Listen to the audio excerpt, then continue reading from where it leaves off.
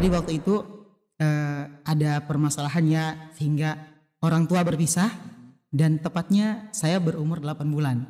Jadi masih kecil semua. Ingat banget waktu anak kecil itu, anak sama kakak itu gimana ya? Makannya itu ya kalau udah ada nasi alhamdulillah gitu. Alhamdulillah ada nasi. Dan ingat banget waktu saya kecil itu makanan favoritnya apa kira-kira? Apa tuh? Bekas minyak goreng. Tepatnya kan dari kecil udah hidupnya kayak gini. Jadi anak dari kecil itu sudah sadar diri. Nggak minta banyak gitu. Karena udah tahu hidup kayak gini. Jadi sejak kecil anak itu udah dari SD itu udah jualan es.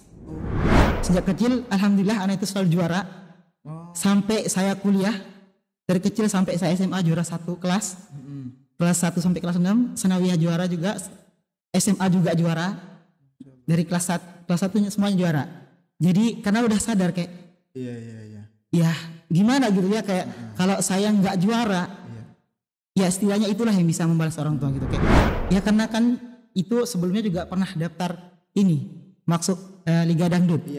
Iya jadi itu salah satu pikiran karena orientasinya masih dunia. BBM Bincang bareng Mapas. Assalamualaikum sahabat Quran, kembali lagi bersama saya Bang Don di podcast BBM Bincang bareng Mafas. Teman-teman, kali ini kita akan berbincang lagi bersama narasumber kita, yakni seorang santri dari Maskanul Hufadz MRBJ. Beliau ini berasal dari Lombok dan punya kisah menarik. Beliau ini pernah ikut audisi Liga Dangdut Indonesia dan sekarang sampai menghafal Al-Quran dan telah menyelesaikan hafalannya. Kali ini kita akan berbincang bersama beliau dan ini dia Bang Lalu atau Bang siapa nih? Biasanya dipanggil Lalu sih. Oh Lalu. Iya. Itu emang marganya dari Lombok ya? Kalau dibilang marga keturunan sih. Karena kalau menurut kisah yang Anda tahu itu dari kerajaan. Jadi Lalu itu iya. Jadi Lalu kemudian kalau yang ceweknya Baik ya. Berarti maksudnya kalau yang ada apa yang punya nama Lalu itu berarti dia dari kerajaan gitu. Iya, keturunan kerajaan. Karena ada silsilahnya. Oh gitu. Iya. Ada tapi yang enggak keturunan kerajaan. Kalau di Lombok intinya yang Lalu itu keturunan kerajaan. Taunya itu. Ada juga yang Raden gitu. Raden. Iya. Itu nama lengkapnya siapa? Lalu Iswandi Yanwari. Ya rata-rata kalau dengar kan orang-orang Lombok Lalu kirain apa Lalu gitu kan. Iya. Ternyata emang dari keturunan kerajaan gitu Iya. ya. Oke, Bang Lalu nih. Umurnya berapa, Bang? 23. Oke. 23 tahun. Masih kakak kelas lah. 23 tahun. Iya. Nah, kita nih mau bincang-bincang nih. Katanya Bang Lalu ini sebelumnya ikut audisi dan pasti ada motivasi tertentu kenapa sampai bisa ikut audisi itu kan. Iya. Dan juga kenapa sekarang kok bisa dari ikut audisi malah jadi hafal Quran gitu kan. Nah itu pasti ada cerita-cerita tertentu, pengalaman-pengalaman yang mungkin bisa kita bagikan di sini, kisah inspiratifnya. Jadi kenapa tuh mungkin dari kecil ya, bagaimana kisah antum ketika itu? Oh iya, kisah boleh diceritain. Anda dengar katanya antum waktu dari umur masih kecil, masih umur berapa bulan itu udah ditinggal ibu, kemudian berjuang sama bapak dan bapak kemudian nggak ada pekerjaan kan. Umur 8 bulan ya kita lihat lah umur 8 bulan itu kan masih butuh banget kasih sayang ibu. Iya. Tapi antum saat itu sudah ditinggal ibu, tapi perceraian dalam tanda kutip. Nah, bagaimana tuh kisah perjuangan antum di situ? Pasti kan masya Allah gitu kan, dan dari ayahmu juga pasti penuh perjuangan gitu. Iya. Nah, kita pengen tahu nih, mungkin bisa kita petik nanti hikmahnya. Gimana tuh? Silakan boleh dimulai tuh. Iya, baik. Jadi awal mula ya mungkin ceritanya dari kenapa bisa menjadi hafiz Quran gitu ya. Iya, biar nanti berlanjut ke cerita sebelumnya. Jadi hafiz Quran sebenarnya awalnya bukan cita-cita jadi hafiz Quran. Enggak, maksudnya yang kayak saya nggak pernah bercita-cita banget nih jadi hafiz Quran, nggak pernah kayak gitu. Cuman alhamdulillah anak kan sudah S1. Jadi waktu itu anak kepikiran, waktu masih dalam proses pembuatan skripsi tugas akhir, anak kepikiran habis ini saya kemana gitu, mau kemana. Dan melihat perjuangan ayah saya yang sampai bisa anak lulus itu, sampai mikir untuk ngebalasnya itu gimana gitu. Ayah saya mau balas gimana gitu jasa-jasanya.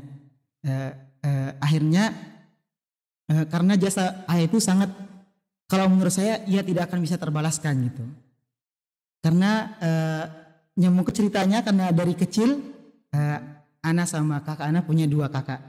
Yang pertama laki-laki, yang kedua perempuan, dan anak ketiga. Jadi iya, anak-anak terakhir. Dari sejak umur Ana 8 bulan, berarti jarak sama kakak Ana itu yang pertama, kakak pertama itu umur 5 tahun, kakak kedua 3 tahun, saya 8 bulan. Jadi jaraknya cuma 2 tahunan lah, atau 3 tahunan seperti itu. Jadi waktu itu ada permasalahannya sehingga orang tua berpisah, dan tepatnya saya berumur 8 bulan. Jadi masih kecil semua. Dan waktu itu 8 bulan masih nyusu Mas? Iya, masih butuh banget. Kan? Iya. Jadi terus gimana tuh nyusunya? Iya, makanya anak penanya, dan anak diceritain sama antum gak tahu ya. Iya, jadi nanya setelah besar gitu. Nanya gimana sih, dan diceritain. Ternyata waktu anak kecil itu kalau orang masak nasi itu kan biasanya di atasnya itu ada yang airnya yang sebelum matang kan, sebelum kering. Iya. Ada airnya yang agak kental itu kan. Nah, pakai itu. Nyusunya pakai itu. Saya nyusnya pakai itu. Maksudnya emang bisa atau emang tradisi sana? Karena tidak ada lagi. Oh gitu. Iya. Oh, kan kalau misalnya mungkin dulu tradisi Arab ada ibu susuan gitu iya. kan. Jadi kalau nggak ada ya nyari gitu kan, iya. Ibu susuan gitu. Itu enggak berarti? Enggak. Jadi pakai itu. Sampai gede gitu pakai itu ya? Iya, dan ceritanya karena saya sampai sekarang kayak orang-orang di dekat rumah itu, yang di tetangga-tangga nggak nyangka gitu saya masih hidup. Sampai segitunya? Iya, karena saya dulu waktu kecil kan masih butuh ibu gitu. Iya. Jadi saya hidup sama nenek. Nenek saya itu masih. Ketika ditinggal itu nenek? Iya, nenek masih ada. Kebetulan bapak adalah anak yang paling kecil yang laki-laki. Jadi otomatis ibu nenek ikut sama bapak. Jadi dirawat sama bapak. Jadi anak yang bertiga itu sama kakak dirawat sama nenek. Dan sampai segitu. Iya, di rumah. Di rumah yang, kalau dulu gimana ya rumahnya itu kayak tanah pinggirnya, atasnya pakai bambu. Kayak anyaman gitu loh. Jadi rumahnya gitu. Kamarnya cuma 1. Oke. Jadi iya. Bisa kan dibayangin gimana? Ya rumah zaman dulu lah. Iya, zaman dulu. Jadi sampai segitunya kayak nggak nyangka saya bisa hidup sampai sekarang gitu. Karena makannya juga ingat banget waktu anak kecil itu, anak sama kakak itu gimana ya? Makannya itu ya kalau udah ada nasi alhamdulillah gitu. Alhamdulillah ada nasi. Dan ingat banget waktu saya kecil itu makanan favoritnya apa kira-kira? Apa tuh? Bekas minyak goreng. Itu makanan favorit. Itu makanan terenak gitu. Iya. Ya, lauk terenak gitu. Iya. Jadi nasi terus di ada minyak, bekas goreng. Misalnya iya. Goreng apa tuh? Goreng apa? Mungkin seminggu yang lalu pernah goreng apa? Kalau ada itu disisain sama nenek. Iya. Jadi anak makan itu. Terus garam sama cabai. Jadi itu. Dan ingat banget suatu waktu, ya kan kalau beras itu kan agak mahal dulu. Jadi biar banyak itu dicampur jagung. Berasnya dicampur jagung sekaligus lauknya. Dan ada suatu saat itu kayak nggak ada apa-apa. Jadi nenek saya itu kan nggak tahu gitu harus ngapain juga. Karena bapak juga kerja, cuman jadi petani gitu. Untung ada beras gitu. Jadi hasil sendiri berasnya itu. Terus ada pohon di depan rumah kayak warnanya kayak anggur. Cuma dia ada agak masam-masamnya itu. Oke. Dan itu kita jadiin lauk daunnya. Padahal itu nggak bisa dimakan. Daunnya. Daunnya itu kita jadiin lauk, daun pohon itu. Ya Allah. Padahal itu nggak bisa dimakan. Oke. Oh. Berarti emang sampai nyari-nyari kayak gitu ya? Iya. Oke. Selanjutnya? Jadi itu perjuangan bapak saya dari sana, dari kecil sampai anak itu ada suatu saat di mana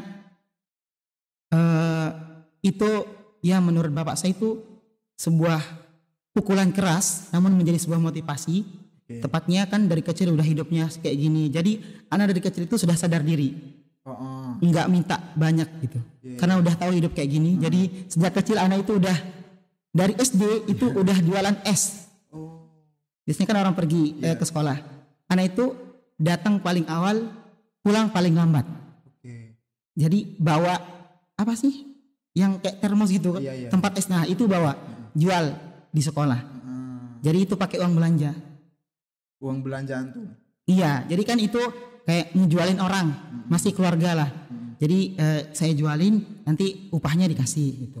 Jadi uang belanja. Dan alhamdulillah dari kecil itu udah sadar gitu, kayak ya hidup kamu kayak gini. Jadi kayak semangat belajar itu ada. Jadi sejak kecil alhamdulillah anak itu selalu juara. Sampai saya kuliah, dari kecil sampai saya SMA juara 1 kelas. Kelas 1 sampai kelas 6 sanawiyah juara juga, SMA juga juara. Dari kelas 1 semuanya juara. Jadi karena udah sadar kayak ya gimana gitu ya, kayak kalau saya nggak juara ya setidaknya itulah yang bisa membalas orang tua gitu, kayak buatnya senang. Alhamdulillah anak saya berprestasi gitu. Jadi sejak kecil udah menorehkan prestasi sampai saya kuliah kemarin, sampai ikut-ikut apa lomba-lomba. Dan ada juga lomba nyanyi gitu. Jadi ya karena perjuangan orang tua tidak sebanding dengan itu. Jadi kemudian setelah saya lulus SD, waktu itu tahun 2012 tepatnya, umur 12 tahun. Kakak saya yang pertama, yang paling besar laki-laki mau kuliah. Mau masuk kuliah. Kakak saya yang kedua yang perempuan mau masuk aliyah atau SMA. Dan saya mau masuk SMP atau sanawiyah. Dan tahun itu bertepatan lulusnya sama, masuknya harus sama. Jadi kalau dipikir-pikir, yang bapak saya nggak ada kerjaan, kondisi ekonomi masih kayak sebelumnya.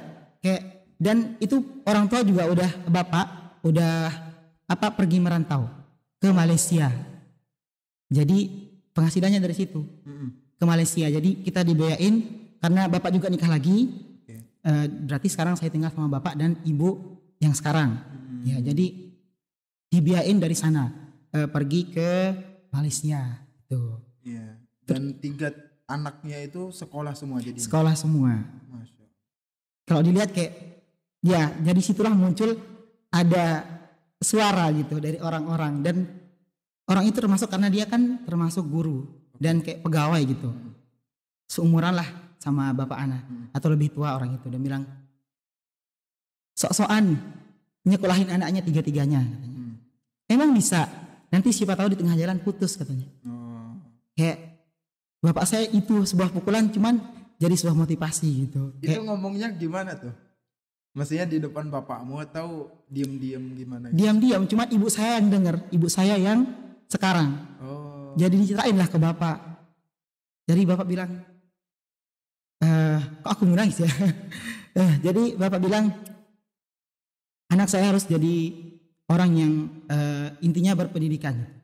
Jadi saya bagaimanapun caranya harus menyekolahkan anak saya gitu.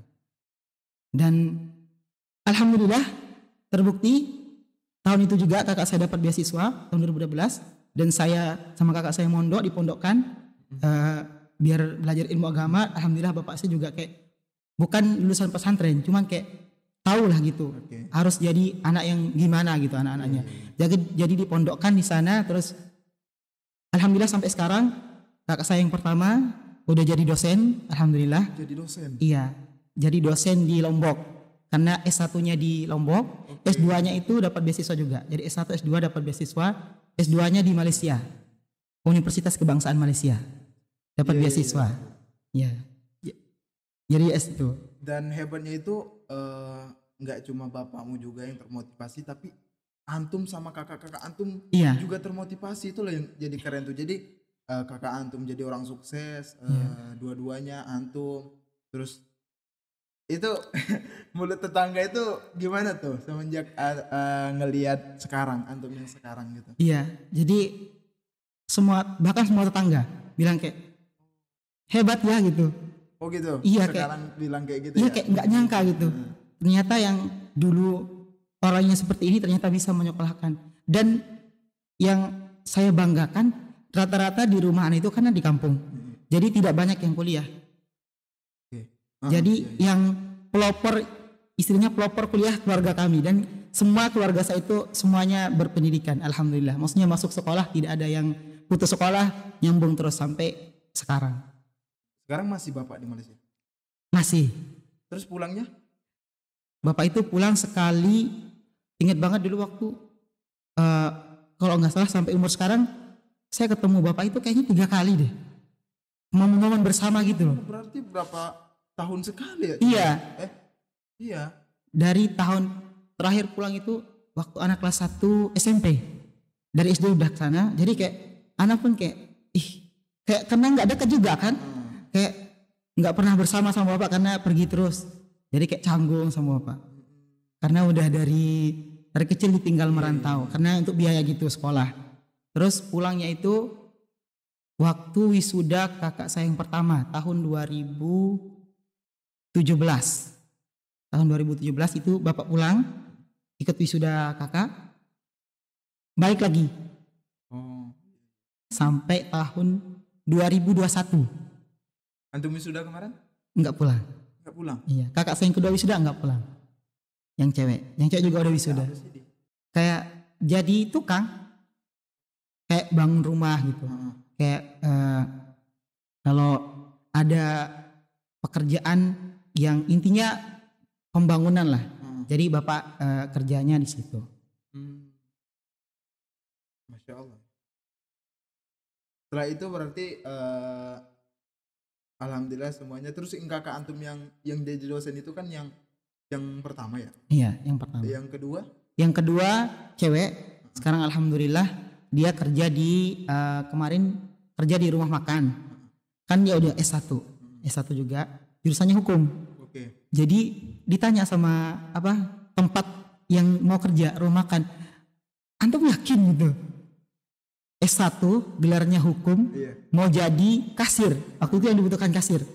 Kakak saya bilang yakin. Jadi diterimalah di sana. Dan ternyata di sana jadi karyawan tersayang.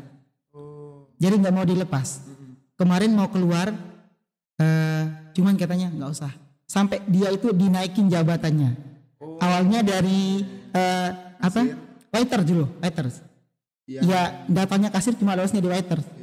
Jadi waiters dulu, naik ke kasir sampai dia jadi kepala gudang di perusahaan yang satu lagi, masnya yang punya perusahaan.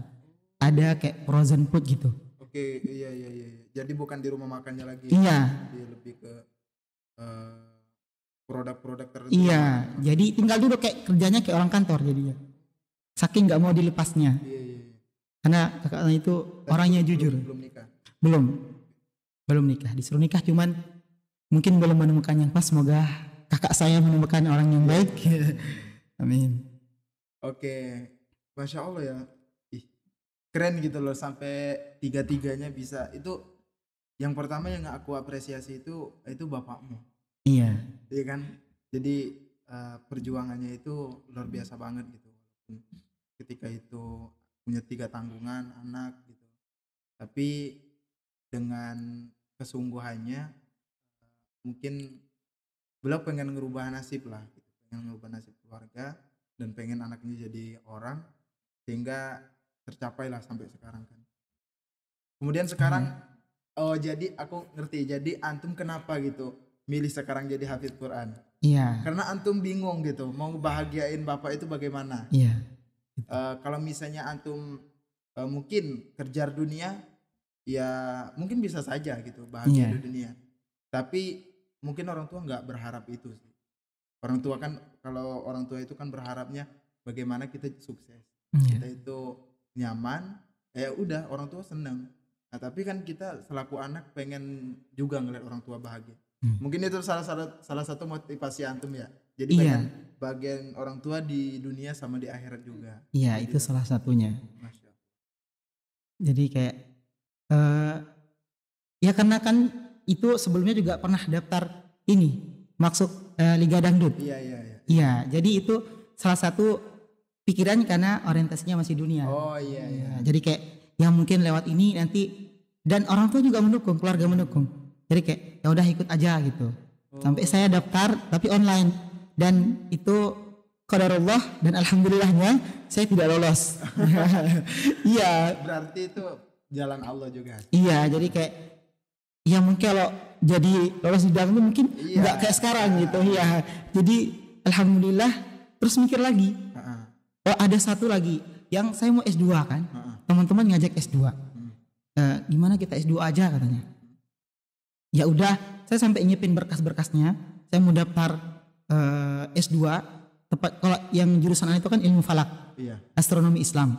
Jadi S2-nya itu yang paling bagusnya itu di Semarang, UIN Wali Songo Semarang. Iya. Jadi pengen ngedalamin itu. Iya. Jadi teman-teman ngajakin S2 yuk. Ya udah gitu. Saya siapin berkas sampai saya tes TOEFL-nya, dan alhamdulillah hasilnya udah keluar, tinggal ngambil sertifikatnya. Namun qadarullah lagi, waktu daftar, teman saya yang ngajakin daftar itu katanya sertifikat TOEFL-nya bentuknya kayak gimana katanya. Saya kasih lihat kayak gini, katanya nggak bisa. Emang bisanya kayak gimana? Dikirimin lah bentuk-bentuk sertifikat yang boleh, yang udah ada kayak resmi gitu. Tapi masa ini nggak bisa, saya udah tes loh gitu. Katanya nggak bisa. Dia ada teman anak tuh tes berapa kali nggak dapat, dan anak tes sekali langsung dapat. Emang harus tes TOEFL ya? Iya, untuk beasiswanya. Karena kalau mengharapkan biaya sendiri kayaknya nggak mungkin gitu. Punya basic bahasa Inggris? Alhamdulillah sedikit, karena pernah belajar. Maksudnya di pondok dulu waktu SMA dijadiin ketua kayak English community gitu. Bisa lah ya berarti ya, bercakap-cakap gitu. Maybe. Itu berapa emang kemarin tes TOEFL-nya? Di atas, biasanya kan orang 500 emang ya. Saya di atas 400 lah. Oh, sudah bagus lah ya. Iya, jadi tesnya gitu, dan qadarullah itu nggak kayak katanya nggak bisa. Padahal saya sudah siapkan berkas-berkasnya, tinggal daftar aja, dan waktunya tinggal 2 hari lagi. Dan bilang kayaknya nggak bisa. Berarti emang bukan takdirnya di situ ya. Iya.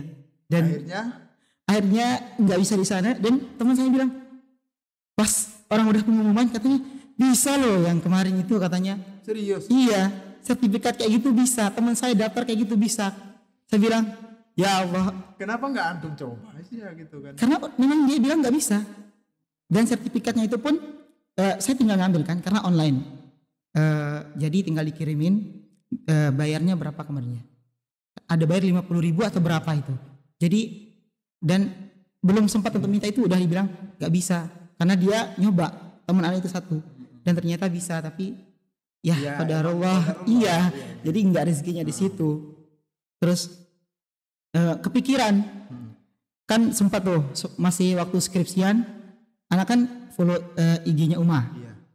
Belum tahu Uma, namanya ya Ustazah Oki Setengah Dewi gitu, anak follow. Jadi ngelihat di ininya Uma, oh iya, oh ternyata ada yang ikhwannya yang ini, langsung terbersit kayak mungkin ini jalannya gitu. Kayak ya Allah, kalau memang ini jalannya mudahkan. Jadi anak lihat, tapi itu bulan apa ya? Bulan April kalau nggak salah, April 2022. Jadi itu udah masuk tahap pertama, gelombang pertama pendaftaran, dan nama-nama yang lolos udah keluar. Dan anak lihat lagi, oh ternyata ada gelombang keduanya.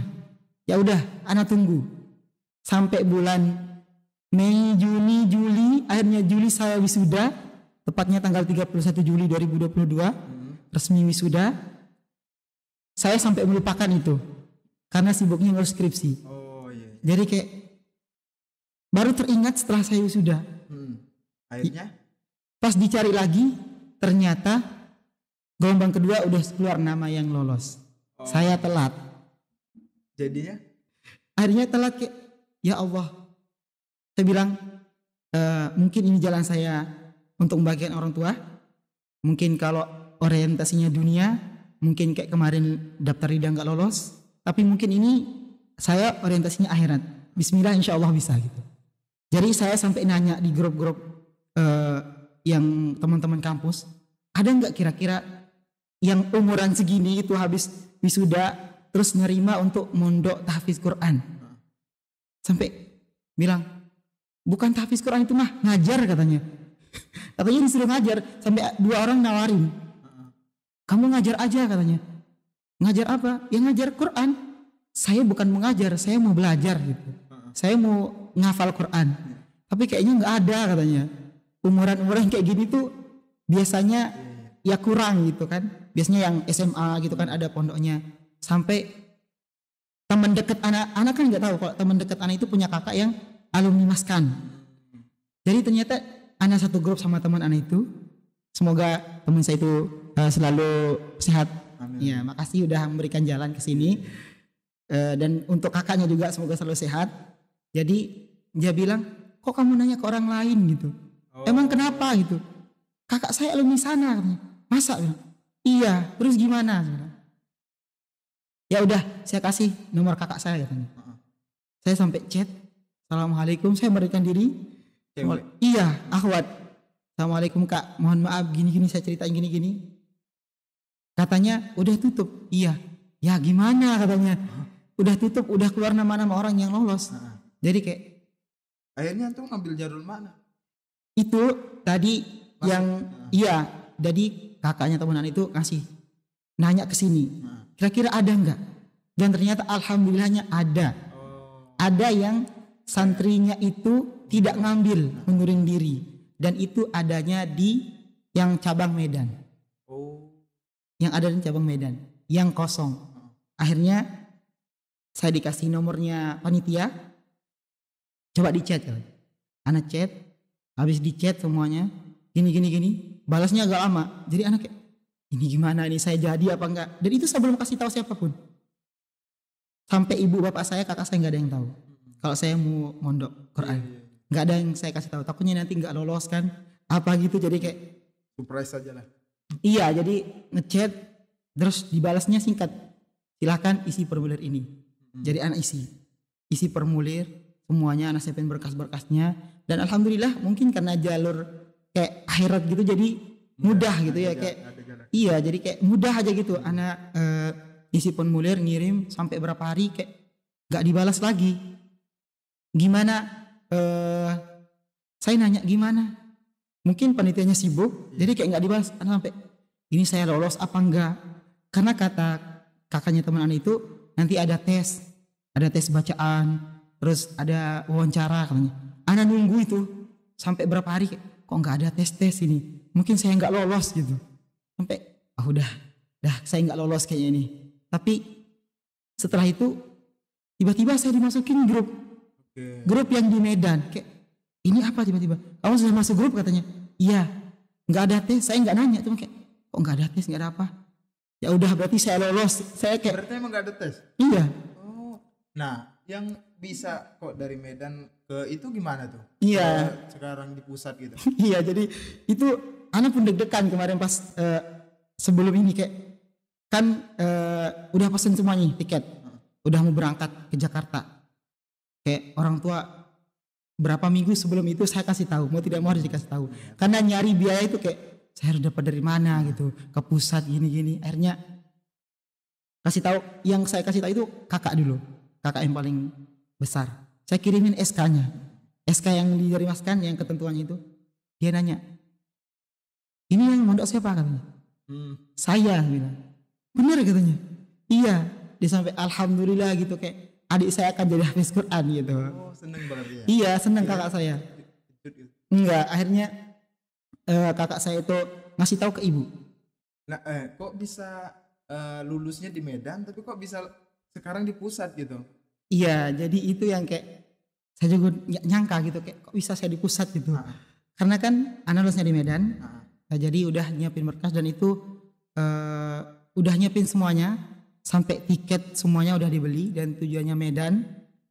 Tiba-tiba sampai kemarin juga ada ini kayak syukuran dikit supaya saya selamat gitu, kayak zikir-zikir itu. Dan tepat pada malam itu acaranya itu, acara zikiran itu. Selamatan karena besoknya saya berangkat jam 10 pagi.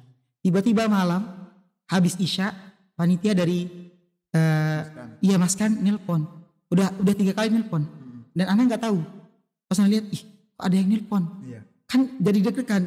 Karena kemarin pikirannya kayak saya ini kan tinggal dimasukin aja kayak nggak ada tes, nggak ada apa-apa. Jangan-jangan saya nggak jadi lolos gitu kan.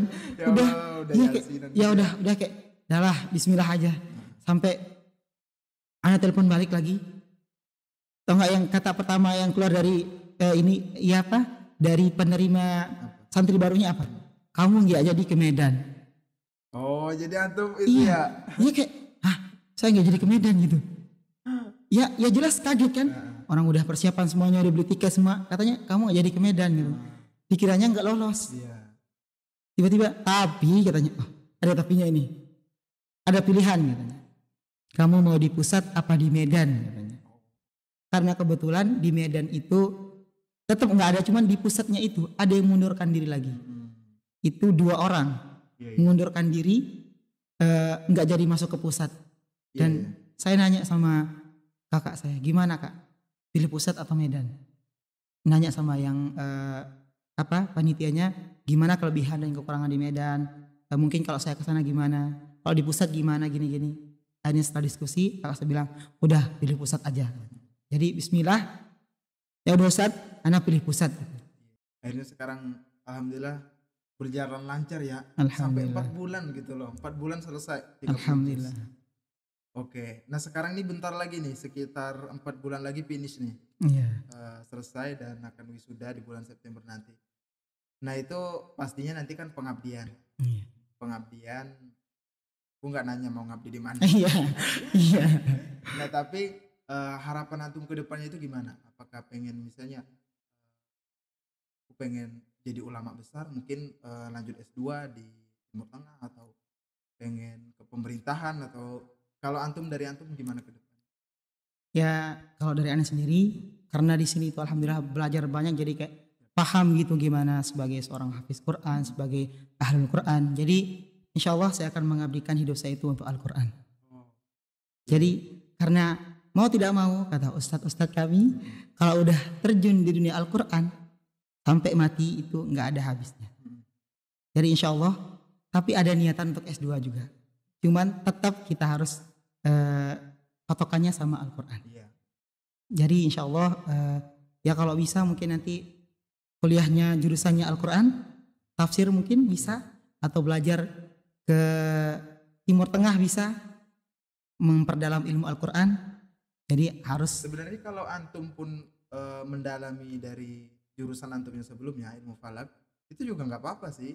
Maksudnya bagus juga, karena nanti kan disinkronkan tuh antara Al-Quran dengan ilmu-ilmu itu kan. Iya. Jadi ya bisa juga.